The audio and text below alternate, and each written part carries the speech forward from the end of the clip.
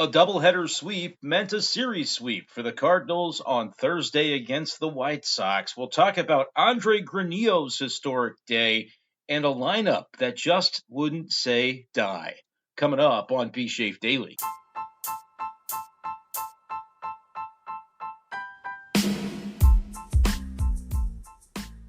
What's going on, everyone, and welcome in to this edition of B-Schaeff Daily. Brenden Schaeffer with you. It is Friday morning, June 20th, 2025, and on today's episode of the program, we are recapping a series sweep for the Cardinals in Chicago as they did exactly what they needed to do against a team like the White Sox, taking all three games, two of which came on Thursday as the Cardinals swept the doubleheader with Andre Granillo pitching in both games and thriving in both games. He earns the win in game one, which was a come-from-behind effort for St. Louis, and he earns the save in game two, which was technically another come-from-behind effort because the White Sox put the first run of the game up against Michael McGreevy before the Cardinal lineup went berserk over the third and fourth innings to score 6 runs, pad that lead, and then the bullpen gave it up, tied it at 6, and you felt like the Cardinals were perhaps going to let the series sweep slip away. And we'll talk about John King, Kyle Leahy, some of the relievers that have had some trouble recently and certainly did on Thursday. But one such reliever that didn't have any problem at all was Andre Granillo. That's just unbelievable. How many guys would you even expect to see a manager let him try to do what Andre Granillo did on Thursday? And I feel like veteran relievers probably wouldn't often get the chance because they've kind of built up enough to where, all right, this guy, we're not going to make him throw twice in one day. It might almost have to be a rookie. It might almost have to be a guy who has had to grind through the minor leagues for multiple years, who is, already age 25, whatever Andre Granillo is. I think he's 25 when he makes his big league debut. And it's one of those cases where, you kind of have to prove it, right? For whatever reason, the organization has sort of overlooked you as a prospect to this point. You had to earn everything that has been given to you, and Andre Granillo has certainly done that with his efforts this season in AAA Memphis, his strikeout numbers jumping off the page, basically screaming, hey, I need a chance. I deserve an opportunity for a big league call-up, and the Cardinals eventually give him that. You could argue that by the time it happened, it was a bit overdue, but there was no time like on time for Andre Granillo on Thursday with his contributions to a pair of Cardinals wins. And I guess with it being a straight doubleheader, there was no really time in between, just a half an hour to reset the scoreboard, if you will. And they went ahead and played the second game.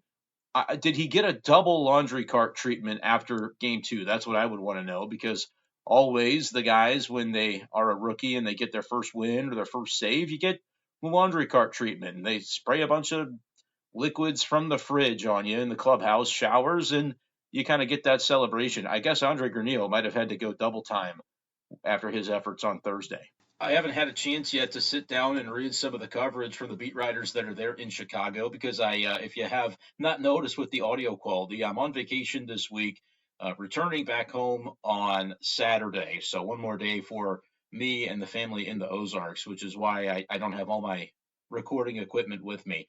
But I would be interested to read some of that if I sit down here and get a chance to do so when it comes to what that post-game celebration was like for Granillo.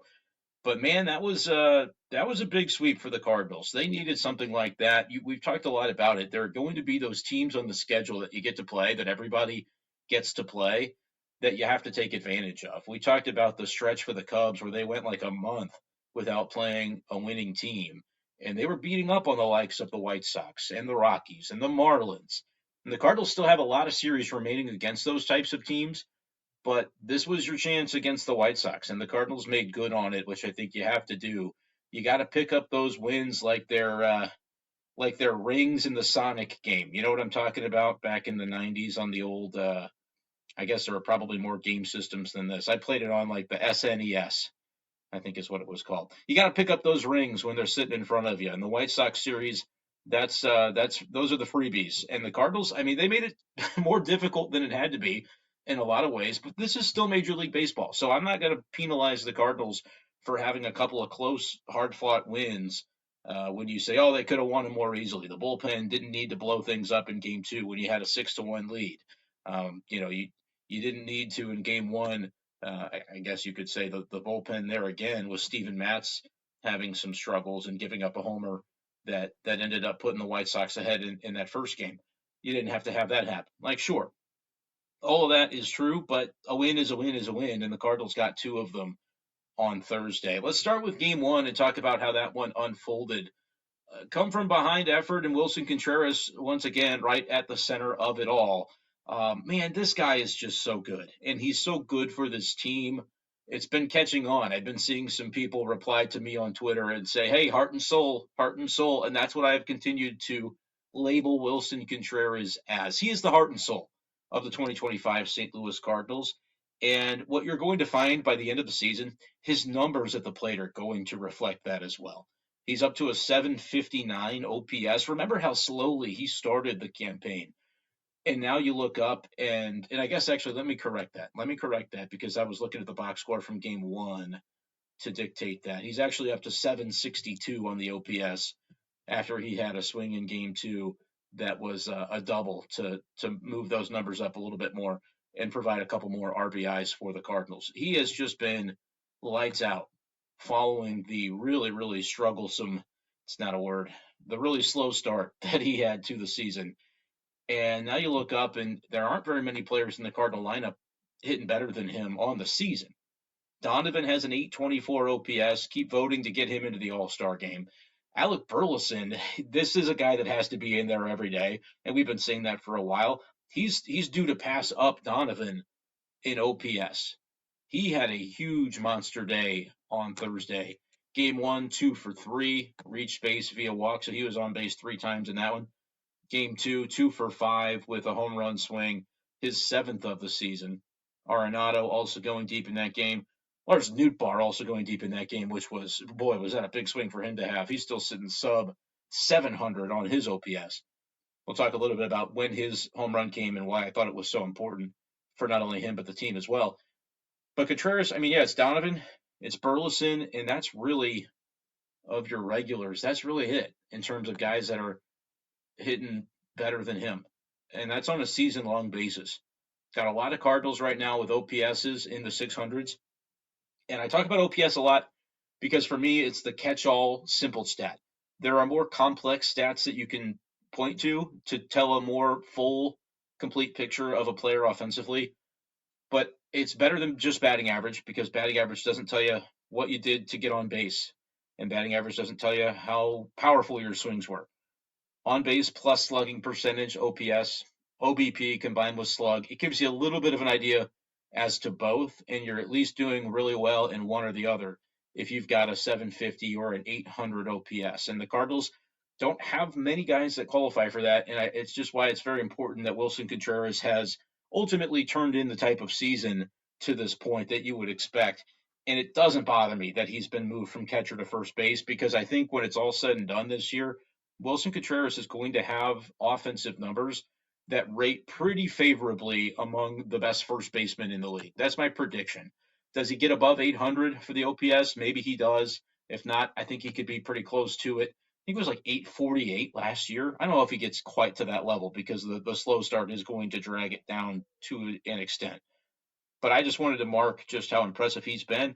And look, that's kind of a, you could talk about roster building and say, yeah, it's a little bit of a bummer to have to move a guy from catcher to first base. I don't think they did it on merit with Willson. I think it was a matter of they had other catchers they wanted to explore.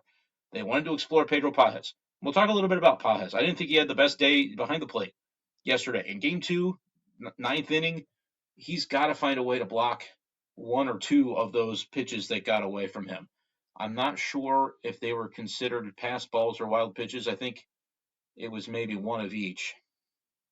I'm not seeing yeah, there it is. Well, no, because JoJo was not charged with a wild pitch at all. I'm not sure how that's possible because two of them happened. Pages was charged with one pass ball, and there was one wild pitch by Cardinals, but it was charged to Leahy, so that was earlier. But nevertheless, I've talked a lot about Pedro Pages and his defense and how the Cardinals value it highly because he has an ability to help keep the score where it is. When you're tied, when you're down by a run, only Marmol values him behind the plate defensively. I have subscribed to that myself relative to Herrera, relative to Pozo, who I don't think is. I think over a larger sample, you would find that there are some deficiencies in his game behind the plate too. But bottom line, I mean, Pa has I think got to be a little bit more. It's not attentiveness, but whatever the word is, you got to be locked in that ninth inning. And so I'll be critical of it when it happens, and that I thought was a spot to be critical of it because in game two the Cardinals got away with it. They were able to get out of that inning, but there were certainly that was some anxious moments that didn't need to be quite as anxious as they were. Nice play coming home from third base by Arenado on the chopper to make sure that run was cut down and keep the game tied where it was. So just something to note there that I know people were talking about. I do still say Pages is better defensively than Herrera. I think a lot of that is to do with game calling in addition to, managing the run game. But blocking pitches has to be a big part of it, especially when you've got a runner on base in the ninth inning. So I'll try to be fair and critical when I think it's worthy of it. And I think Pages largely does a nice job. But there are those instances you want to eradicate from your game if you are billed as the defense first catcher. Because it's true, like when you get everybody healthy, I'll count Nootbaar among those. When everybody's healthy and like ready to rock, you're having some trouble finding ways to get Walker and Gorman and Nootbaar and Burleson in the lineup at the same time. Right now, Burley's just got to be in there, and you can figure it out between the other three. But having somebody like Herrera behind the plate would allow for an extra bat in the lineup. And so, if that is the reason that you're not putting Herrera behind the plate is defense, I do think it's important for Pages to be at the top of his game, and at least in those tight, key, late moments, find a way to keep runners at bay. So that's my little 2 cents on that. And you can let me know in the comments what you think about that sequence that happened there in the ninth inning. But certainly from an offensive standpoint, good to see Pages had a couple of hits there in the second game, and he only started one game. They found a way to get that lineup working in game one with Herrera behind the plate, and from a pitching standpoint, I would say that there's nothing noticeable in that outing that tells you, well, Herrera was a problem behind the plate. I think he's probably better than we often give him credit for because we hype up the defense for Pages, but when Pages has a game like that or a moment like that, at least feel like it's worth mentioning. Eric Fedde was pretty good, kind of a standard Fedde outing, 6 hits, 2 walks allowed as we kind of circle back to talking about the pitching from game one. 5 innings, and it was Steven Matz that gives up a homer. He had a 4 strikeout inning, which is a little bizarre, but ended up giving up a key home run there. Contreras able to get things back for the Cardinals in that game one where he hits his home run and ties the score with that homer. That was his 10th of the year in the 8th inning. And then the Cardinals find a way to score another run in that inning with a single by Joel Pozo. So he takes a key at bat. The Cardinals come through with that. So I do think you look at Pozo and say, yeah, there are moments where you just have to be willing to use him as that right-handed bat off your bench. He pinch hits for Victor Scott. It's not ideal necessarily to have Barrero into center field in a close game like that, but I think to try and put yourselves over the top and win the game, that's what Ollie was looking for there. And ultimately it pans out. So I think you're fine with that decision. Just be willing to use him in those spots might be what makes the most sense. And in game two, there was a spot where folks were not happy about the at-bat taken by Jose Barrero, who was starting at shortstop in game two. And I'd have to look back to trace exactly what inning that happened in. I was a little bit on the move at that point in the game and was listening to it instead of watching it. He struck out in the 8th inning after a Pages double. Gorman was on third base and then was picked off, and Barrero struck out. And so that was in the 8th inning, top of the 8th inning, because you're on the road. Pinch hit opportunity there. I'm not 100% sure. People probably wanted to see Mason Wynn maybe coming in at that point in the game. And if not, he was going to have to be the one that came in defensively, right? Because I'm checking to see Jordan Leisure was the pitcher. So a right-handed pitcher, you don't have any lefties off your bench at that point, but you would have had somebody, a little more capable to come in and take a swing. Herrera probably would have been the guy to bring off the bench if you felt like key spot in the game, we need this hit. But Mason Wynn would have come in defensively because Barrero was your starter at shortstop. And for those questioning, how do they let Barrero take that at bat? Again, I'm not in Chicago covering, but I always try to contextualize some of these decisions that people have problems with to try to think about why they might have happened. My best guess, Mason Wynn was off limits, or I should say, hands off for game 2 to come in to play defense. He had already played a full game. They want him to get some time off his feet. And in a tie game like that, if you pinch hit Herrera or you pinch hit Mason Wynn himself, somebody's got to come in defensively and play shortstop. And it would have been Wynn. You would have been doing that in the bottom of the 8th, the bottom of the 9th, and ultimately, if that game continues, the 10th, to where he might end up playing a half a game of defense, and he'd already played 9 innings. You might say, no big deal, go win the game. It's the obvious spot to get Herrera in there. Totally understand that. But Ollie Marmol has always done a very good job of thinking in the long term. He doesn't sell out for one moment in the month of June against an interleague opponent, even though you got to win every game. Every game that you have a chance to win is important. I think they have a really, really, really good handle on what it looks like to keep Mason Wynn fresh, but also healthy for the full season. Him playing 12 or 13 innings of defense was not in the cards for that game. They really probably wanted to stay away from him. I'm putting words into Ollie's mouth because like I said, I'm not there, so I didn't have the chance to ask him this. My assumption is that would be the reason that you don't pinch hit Barrero, is you're trying to not use Mason Wynn in that game. And look, maybe Herrera comes up, he swings big, and you're up by 2 runs, and Mason's got to play the 8th and the 9th of defense, and that you win the game because of it. But there is that percentage chance that by doing that, you wear him down to the point of fatigue, and he overcompensates something, and he tweaks the back, and he's out for 2 weeks because of it, sometime in the next week or so. That's not a guarantee. We don't know the percentages of that, but that's their job to figure out. I think the problem sometimes we have as fans or as outsiders, as media, we can look at something and say, well, come on, dude. Barrero's not, he's nothing at the plate. You're sacrificing your chance to win this game. It's right there. Go win it. You could sweep the series, and all that would be true. But I think that they, and they being Ollie Marmol and this coaching staff, they have to manage this team for 6 months. We can look at it in that moment and say, go, get it, get the win, and we can isolate that. They have the tendency to want to do that too, but they have to balance those things. They have to deal with the ramifications of that tomorrow and the next day and next Tuesday and a month from now. If it's game 7 of the World Series, yeah, Herrera's taking well, first of all, Herrera's starting that game, but it's the second game of a doubleheader, and they're trying to keep their guys healthy. I understand that on paper that looks like a move that you just, oh, you can't do that. Terrible. Always clueless. I am telling you, you have to look at the context. You can choose not to, but it makes you less informed as a fan. I'm not saying that in a way that's, trying to poo-poo you guys or anything like that. But if you're out there going, oh, Ollie's a doofus for that. No, man. There is so much more to it than that. And you can choose to accept that and believe the explanation that I'm giving you, or you can say I'm full of crap too. It doesn't make any difference to me. I'm right. I know that I am about this. And that's why sometimes I think I come out on a side of, it looks like I give Ollie too much credit or I give Ollie too much grace for decisions. But I think it's because I always have the context in mind that sometimes doesn't get publicized as much.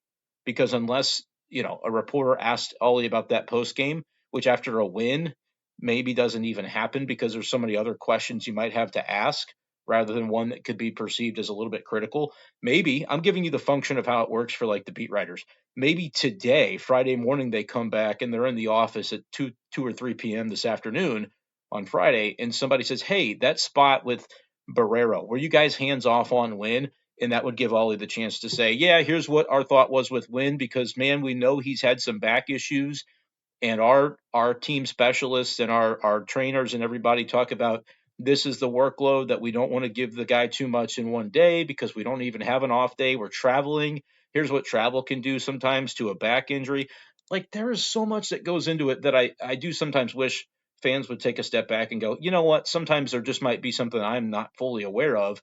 And even as a media guy, Brenden is not fully aware of, but I sometimes have seen situations like that play out. So I try to give a little bit of latitude to a manager who probably has a much better understanding of what's going on behind the scenes with his players and what their plan is for guys than I might on the outside. So that's more of a lengthy explanation than anybody probably wanted about that moment, but that's the reason behind it. Let me know in the comments. If you think I'm a doofus, that's fine, but I think that's what's going on there. Lo and behold, Cardinals do find a way to win that game, and they get Arenado's big swing. I don't know if he was sacrificing himself by running to second base. He wasn't busting it out of the box, but it kind of set up a spot to where the run going home, I think was Walker was the ghost man on second base in the 10th inning. I think it was going to be a closer play at the plate than Arenado wanted it to be, so he basically sacrifices himself. It looked that way to me. Either that or he just thought, I'm going to be able to make it.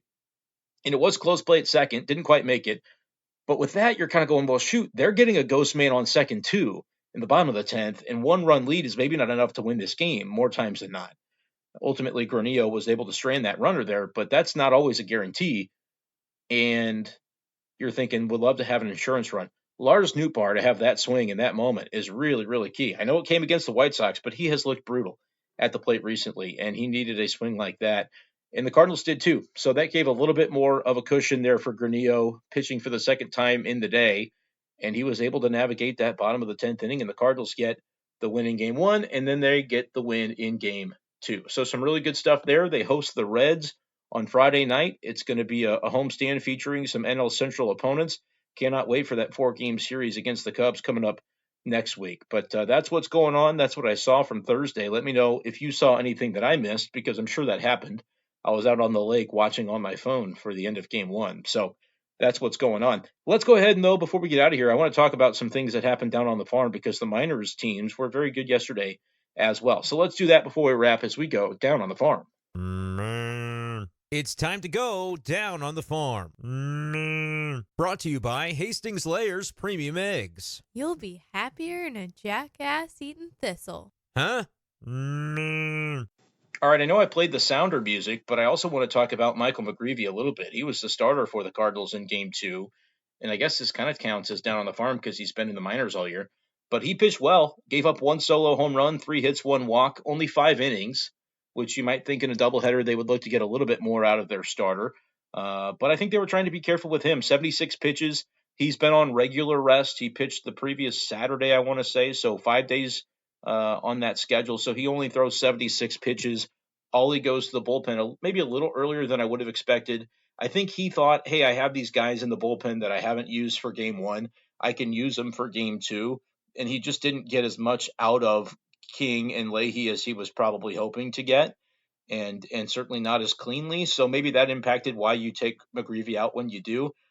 But really good outing from McGreevy, and it's fortunate that the rain came when it did, because they can send McGreevy back down. He was the 27th man, so no roster move needed. And then 5 days from now, he's going to join the Cardinals and pitch against the Cubs, I'm pretty sure, because the 15 original days from when he was sent back down will have elapsed at that point, I think by the 24th of June, and he's going to be on turn to go again. So the Cardinals are going to get 3 starts out of McGreevy in the month of June, if I'm not mistaken, which I think is great. I think that's going to save the rest of the pitching staff and do numbers for, how that team looks in terms of their rotation keeping healthy. Let's go ahead and pop down, though, to the minor leagues, since I did say down on the farm. 9-3 win for the Memphis Redbirds on Thursday. Jimmy Crooks had a big day at the plate, reaching base 3 times and hitting his 10th home run of the season. He had 3 RBIs in that contest. Jose Fermin chipped in a couple of RBIs. Michael Ciani back down there on base a couple of times. And the Redbirds got that win. 2 scoreless relief innings from Munoz. Curtis Taylor was the starter, and he once again pitched well. Not a big strikeout arm, not a big prospect name, but Curtis Taylor's been putting up the numbers recently, 5 innings of 1-run baseball. So good for them, the Memphis Redbirds, getting it done. Springfield also got it done. The Cardinals down there, 7-1 winners over Corpus Christi. J.J. Weatherholt scored 2 runs, but he didn't get any hits. He was 0 for 2 with 2 walks. Came around to score twice. His OPS now at 910. Good to see from him. The name to talk about here, Joshua Baez, is on an absolute tear since he was promoted to Double-A. 3 for 3 with 2 home runs and 5 RBIs for Baez, one of which I heard was an absolute moonshot, as he has already hit 6 home runs Is that 6 with Springfield already? Because he just got called up. His OPS is 1086. He's almost OPSing 1100 since that call up. He has been unbelievable. 6 home runs and 73 plate appearances. He's struck out a bunch, which you would expect. I think that was sort of the book on him in 2024 when he got promoted from Palm Beach to Peoria. The strikeouts went up a bit. But man, the power is offsetting those strikeouts right now for the 22-year-old who is absolutely back on the prospect board, if you ask my opinion. 6 homers, 5 doubles in 73 plate appearances. He's even got 5 stolen bases, too. So he's been fantastic. 10 walks to 21 strikeouts. Yeah, that strikeout rate is pretty high, but that's going to be part of the deal. When you've got an on-base near 400 and you're slugging almost 700, I think you'll take that trade-off. So impressive stuff there from Baez as he is contributing in a major way at Double-A, which is great to see. Pete Hansen was the starting pitcher down there. 6 innings, 1-run baseball. All there is to it. Good numbers from him. He's 4-2 now on the season. So that's what's going on down on the farm. Really big day for Joshua Baez. I'm excited to see what he does moving forward and excited to see how the Cardinals handle the Reds this weekend. Make sure you hit subscribe to the channel if you want to not miss our daily Cardinals coverage. It's more of a daily thing when I'm not on vacation, but we're still sprinkling in some podcasts, as you can see here, while I'm in the Ozarks. But appreciate you guys for listening as always, and we'll talk to you next time on B-Schaeff Daily. Peace.